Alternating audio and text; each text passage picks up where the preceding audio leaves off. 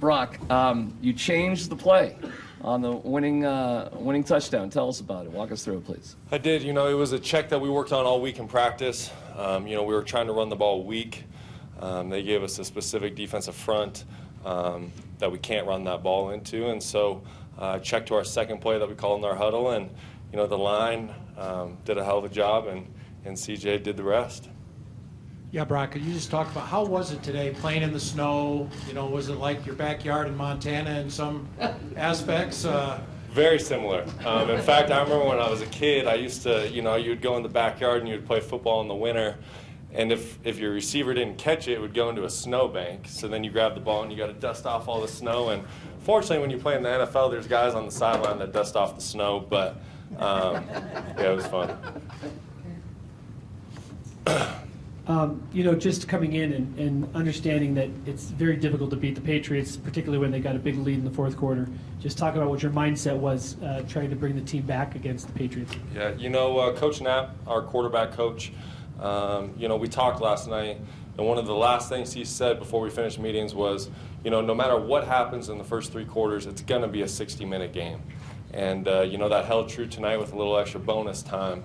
There was no panic on the offensive side of the ball. We just kept going out there and doing our job, one series at a time. And, I think really where the credit needs to go is our defense. Our defense played lights out. They did a heck of a job holding, one of the greatest quarterbacks of all time. He made some plays, but at the same time, they also kept him in check a little bit, which, kept the offense in the game. We started a little slow, and we started picking up momentum as the game went. So, hats off to the defense, and then obviously the offense coming through in the fourth quarter. Changing the play there at the end on third down, that's a sign of a pretty mature quarterback. Is that something you could have done a year ago, 2 years ago, or is that just a sign of how much more comfortable you are, even though you haven't started much? Right. I like to think that, I could have changed that play my rookie year. Like I said, it's just something that we worked on during the week.